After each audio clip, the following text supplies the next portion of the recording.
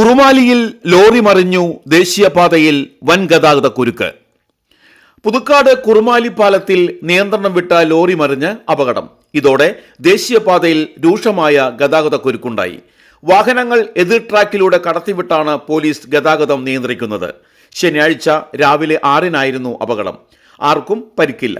നിയന്ത്രണം വിട്ട ലോറി പാലത്തിന്റെ കൈവരിയുടെ വശത്തുള്ള കോൺക്രീറ്റ് ബീമിൽ ഇടിച്ച് മറിയുകയായിരുന്നു. ലോറി ഡ്രൈവർ ഉറങ്ങിപ്പോയതാകാം അപകട കാരണമെന്ന് കരുതുന്നു. ലോറി പാലത്തിൽ നിന്നും നീക്കാനുള്ള ശ്രമം ദുഷ്കരമായിരുന്നു. ഇതോടെ ദേശീയപാതയിൽ ഇരുവശത്തും 100 കണക്കിനുള്ള വാഹനങ്ങളാണ് കുടുങ്ങിക്കിടന്നത്. 2.5 മണിക്കൂറിലേറെ വാഹനങ്ങൾ ഏറെ ബുദ്ധിമുട്ടിയാണ് കടന്നുപോയിരുന്നത്.